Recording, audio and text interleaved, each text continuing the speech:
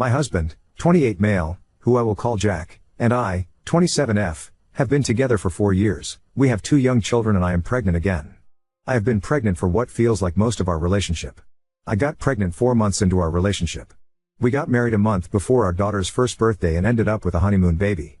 After our son was born, I talked to my OB and she put me on birth control and I have been taking it militantly. My daughter is now 3 and my son is 2. A little over a month ago I discovered I am pregnant again, despite taking my birth control religiously. Abortion is banned in my state, and the pregnancy was discovered too far along to attempt to obtain one out of state. While Jack and I were nervous, we also love being parents and decided that 3 young kids would be a challenge, but 3 was a good number for us. Then we went in for the first ultrasound and got some unexpected news. It's twins. Things have been tough financially, and while we were stressed but excited for a 3rd child, we were not expecting a 3rd and 4th child. Beyond the finances, I am the primary caretaker and I know that twins is going to be a lot. 3 children under 5 is already a lot, but 4 children under 5 is going to be really difficult for me. Physically, I am tired of being pregnant. I've been pregnant or breastfeeding the majority of our relationship. It's exhausting, it feels awful, and I don't recognize my body anymore. 4 children is enough. I don't want more. I told Jack that I was done with pregnancy. I've been pregnant enough. I've been experimenting with different types of birth control for over a decade and I still can't stop getting pregnant. Abortion isn't a valid option where we live. We need something more permanent. He agreed, and suggested an IUD. I told him no. If it did fail then it could cause an ectopic pregnancy which could kill me, especially where we live. I've had both control fail me multiple times already and I'm not taking the chance, so I suggested a vasectomy. He was not open to the idea, and was even upset that I suggested it and told me I should get my tubes tied. I told him a tubal ligation is a much bigger surgery and I could be recovering for weeks during which time I wouldn't be able to work or take care of our 4 young children, but he could ice his balls for a day or 2 and be done with it. He told me that not getting pregnant was ultimately my responsibility, and topped it off by saying that's what your body your choice means, your body, so you choose. That's when it went from a discussion to a full-blown fight. See, when I was 19 I had another birth control failure with my boyfriend at the time, who I will call Tom. I wanted an abortion. Tom did not because he was opposed. I told him I was getting the abortion since it was my body and my choice, and Tom said some horrible things to me, including threatening me. I broke up with him and got the abortion. In response, Tom ended up following me one night and attacking me. I don't want to go into detail but it was horrible, and he ended up going to prison for a number of charges related to the attack. Not only do I have a number of scars and some long-lasting physical effects, but I have PTSD as well. Jack knows about my history and diagnosis, and has known from the beginning. I have a pretty prominent facial scar so I was upfront about it early on in our dating. Jack always presented himself as very pro-choice, so I was shocked that he would say that. I got really emotional and started crying and shouting, and it turned into a full-blown fight. Eventually I said that birth control is a two-way street and so far I've been the only one managing it, and he said and now we have 2 kids and 2 more coming. Great job. I told him he sounded like Tom and he got super pissed. Well, he said how dare you compare me to him, and maybe he might want kids one day with someone who doesn't compare him to her felon ex-boyfriend. I was stunned and horrified. I said well then let's not waste any fucking time, then packed up myself and the kids and drove to my parents' place. It's been about a week since the fight.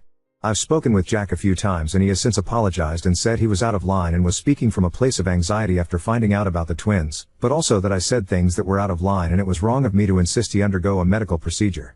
He said that can move on from the things I said and that he wants to see his children and be a family again.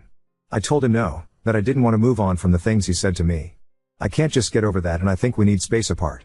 Jack was upset by this and while we talked I brought up getting a separation agreement to manage custody and finances while we figure things out. He did not like this suggestion, said we didn't need to pull the courts into this. I haven't told a lot of people about what's happening but my family and a couple close friends. My sister and best friend both think I should throw the whole man away, but my brother, who is the only other one married with kids, thinks that I'm being extreme for what sums up to a fight between 2 scared people who both said nasty things. My mom is trying to be supportive but is occasionally reminding me that I don't want to be a single mother of 4 and telling me not to let my PTSD drive my decisions, while my dad is being completely unhelpful. He thinks jokes are helpful, like calling me doorknob because I can't stop getting knocked up, telling me to let the oven cool down, real knee slappers.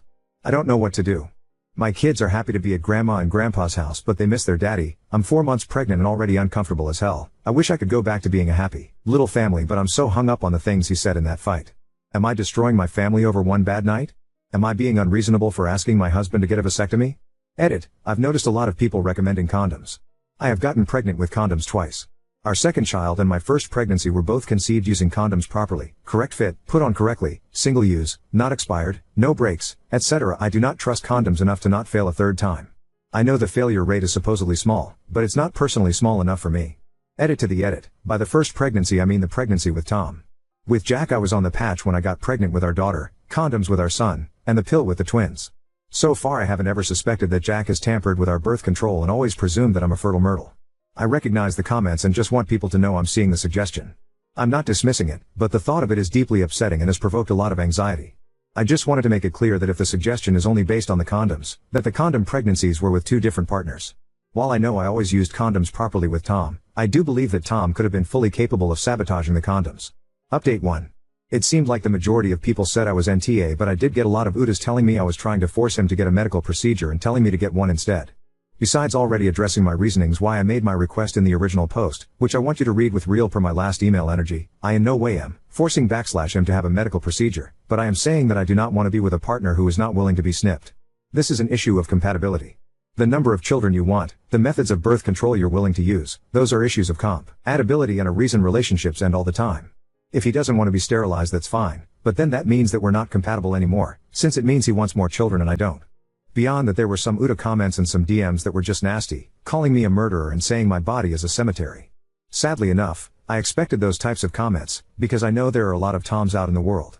First I wanted to address a couple things that kept coming up, because last post turned into thousands of comments that all said about 5 different things, so to avoid my inbox becoming another echo chamber, you're 100% going to have a C-section anyway, so just get a tubal while giving birth. No, I'm not 100% going to have a C-section anyway. Twins are not an automatic C-section. With my birth history there is no reason to presume that a C-section is in my future. My OB agrees, and has discussed the possibility as doctors have to do, but also said that based on my past 2 birth experiences, I'm a perfect candidate for vaginal delivery. I also am not going to mince words, tubal ligations are less /effective than vasectomies with a much higher / likelihood of an ectopic pregnancy. Ectopic pregnancy can kill me /. In fact, I got a PM from a woman who is a fellow fertile myrtle who had an ectopic after a tubal. I am rejecting birth control options that, if they fail, would lead to my likely death.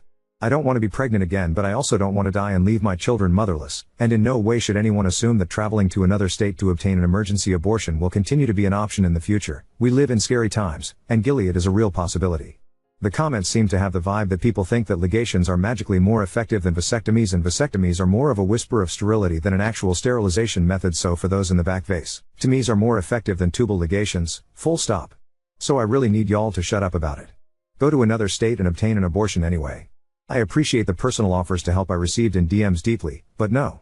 I'm in my 2nd trimester, which I know is still legal in some places. However, I am at a point in my pregnancy where I personally as an individual do not feel comfortable obtaining an abortion, considering I would be even farther / along by the time I could travel, which is not only finances, but logistics as well.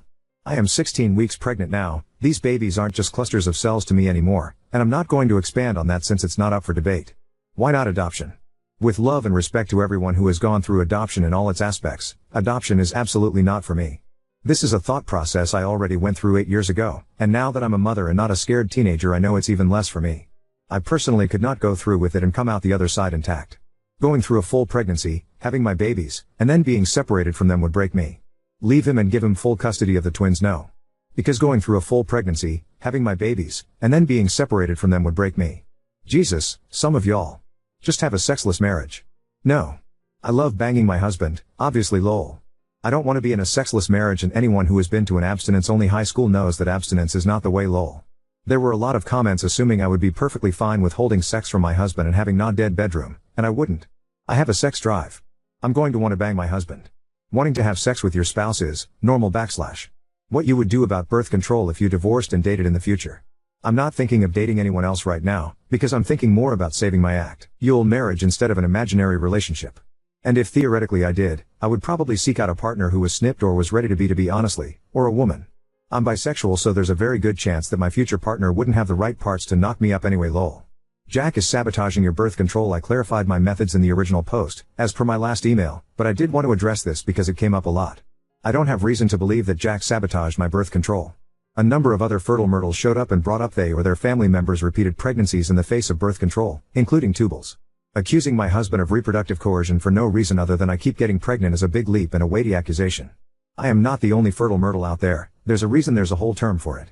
Your husband is a narcissist, abuser, psychopath, and he does no childcare. My husband and I historically have a really healthy and loving relationship outside of this fight. In fact, this fight is the first time we've really had a fight. We've only ever had little arguments that we've been able to talk through.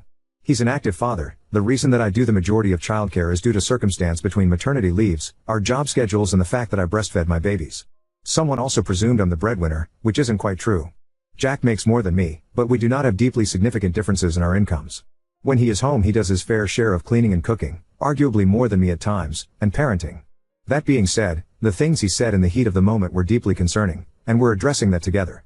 So to get down to the nitty-gritty of the real update, since the last time I posted, Jack and I have sat down together and had a real come to Jesus talk. I'm not going to go through the whole breakdown, but it basically boiled down to this. It's the vasectomy, but it's more than the vasectomy. It was wrong of me to compare him to Tom, but it was wronger of him to weaponize my trauma against me in a very malicious way. The way he intentionally used the same language my abuser used in an effort to hurt me was not acceptable and damaged the trust between us. He agreed it was not acceptable and said that in the aftermath he was horrified and ashamed his own words, and that he, as an explanation and not an excuse, kind of snapped under the stress. Oh, and what he said about his next wife was not an indication of him not being committed to me, but was because he felt hurt and wanted to hurt me back. He has apologized numerous times and seems to feel genuinely bad about it. As for the separation, I am still going forward with it. I need space and time, and I need to take that before the babies come. I am still staying with my parents who, for the record, are not sick of me or the kids. We're a tight-knit family. I only moved out when I moved in with Jack, and my sister moved out about a year ago, so they have been empty nesting, and my mom doesn't like that we live too far, an hour away. What I have realized with space and time is how deeply triggering it was, in a way that I cannot explain to those without PTSD from DV. Those who know will know. It's deeply unsettled me, and I'm having a hard time getting over it, so to speak. There is now a lot of fear of my husband that was never there before, and it's going to take a lot to repair that trust and sense of safety. I cannot make a decision while I'm in this space, and I am addressing this with my personal therapist. Overall, I told him that if he wanted to stay married to me, I needed 2 things from him: marriage counseling and a vasectomy, and even then I still cannot guarantee him anything. He understands, but I do not know what will happen with the vasectomy right now. We focused more on talking about the fight, but he is very aware that it's now a deal breaker. And we have a marriage counseling appointment set up for next week. I'm hoping that counseling will bring some clarity to the situation, and in the meantime, for the next couple months, I'm focusing on giving my kids lots of cuddles and preparing myself for 2 new babies to come into my world, with or without Jack. I've been through a trial to convict my ex-boyfriend of trying to kill me because of an abortion in a deep red, deeply religious area. I've definitely heard worse things, and I typically have pretty thick skin. That being said, I am pregnant and pretty emotional, so it's not the best experience. That being said, I do appreciate the level-headed comments when I see them through the sea of comments kind of saying the same stuff over and over. I'm not reading a lot of them if what I can see in the comment notification starts off nasty, so a lot of it is just inbox white noise. My favorites are the ones that start off with "I'm not going to read that but." And I just think lol same. Like you don't want to read my post but expect me to read your comment that was made without even reading the situation? Lol nope. And there are a lot of people conflating providing someone with a hard choice with forcing someone into a medical procedure, and it just makes waiting through for the actually helpful comments more tiring. Thank you though, I very much appreciate the kindness. Sorry, I've gotten so much of the same nonsense, I guess I needed a little vent lol. I want to be honest with him about where I am emotionally because I want him to make an informed decision. While the vasectomy is a deal breaker, it's really my secondary concern. My primary concern is the way he acted during the fight and his intention exploitation of my trauma because he was mad and scared. I think that telling him get the snip to stay with me and then deciding to leave anyway because there are deeper issues, and or I don't feel safe anymore, would be cruel. He deserves to have the full picture before he makes a choice, doesn't he? If he doesn't want the vasectomy, that's his choice. It's not what I want, but it is what it is. If he wants to call it quits at 4 kids, then it is what it is, and if he secretly wants to be the next Nick Cannon, then it is what it is. He should be free to do that. That is part of why I don't know where he is on the vasectomy right now, and we didn't really discuss it much when we talked. I'm focusing on discussing the bigger issue for me, which is trust and safety within the relationship. The only way for him to make an informed decision about whether or not he get a vasectomy is for him to have all the information about the situation. If that makes him want a vasectomy less, then it is what it is. It's not about making him want to have a vasectomy. It's about being on the same page. Update 2. I kind of haven't wanted to update because I know a lot of people felt a lot of different ways about the original posts. I have still been consistently receiving comments since I posted last, so I figured it was worth updating, because a lot has happened. Since the last time I posted, we went through with the separation and kept 50-50 custody, though we did only share this with those closest to us. We also started going to couples counseling weekly, and TLDR, we both had a lot of stuff to work through. And we both put in a lot of work. I'm not going to share what his reasoning for his aversion to the vasectomy was, but he did share with me, and he did have some beliefs about masculinity that he had to deconstruct. We did a lot of work at the heart of the issue, which was his weaponization of my trauma in a fight. That was always the biggest issue, far more than the vasectomy. We did a lot of work around that, since it did open up the doors to a lot of deeper stuff with us both. We stuck to the agreed upon separation time, since we both wanted to wrestle this one way or another before the twins are born.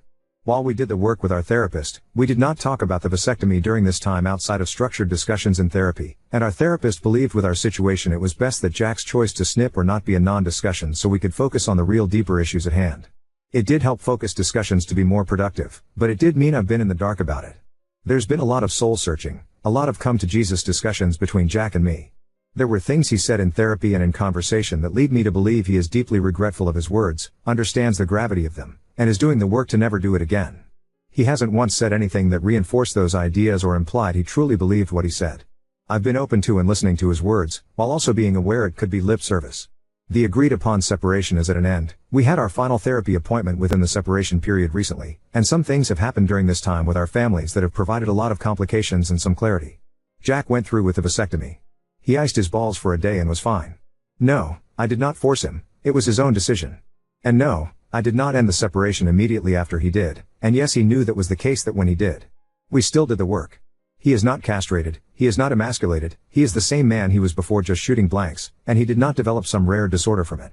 He actually got snipped shortly after we started therapy, and couldn't tell me because of the vasectomy talk moratorium.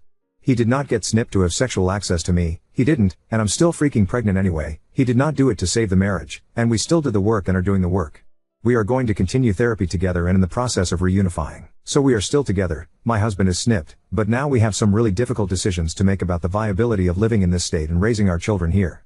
Following reunification, our next big hurdle to jump is what to do about living here. This is something Jack and I have been talking about in passing for a couple years and again recently. This is not something I've blindsided him with, this is not brand new information, this is actually a conversation that's been going on for years between us and just happens to be coming to a head around now, since most of the reason we've stayed has been to stay close to my family. His family is more spread out and less close. Both my sister and my brother plus his wife have recently experienced things that lead them to no longer feel safe here, and my sister at least has already decided to move after what's happened to her and how the laws here made it so much more traumatizing for her. We have one daughter, and in the next few months we may have up to 3 daughters. How can we justify raising them here, knowing how the state would treat them? So that's where we are. We are still together, we are still actively working on our relationship and going to therapy, couples and individual for both. He got the vasectomy and is doing great. Our next hurdle is figuring out if we want to continue living in the state that has proven to be dangerously hostile. Don't know what else to say, that's pretty much it right now. I know that the initial issue has overall been resolved, but now somehow there's still a lot of uncertainty about the future, but I guess that's life. Anyway, that's all, y'all. Oh. And check out jobs in Minnesota. We have your back. Oop, Minnesota is on my sister's short list. If Jack agrees, I would like to follow wherever she goes so we have family nearby, and I hope my brother agrees to do the same. I hope our weak southern bodies would be able to survive the winters.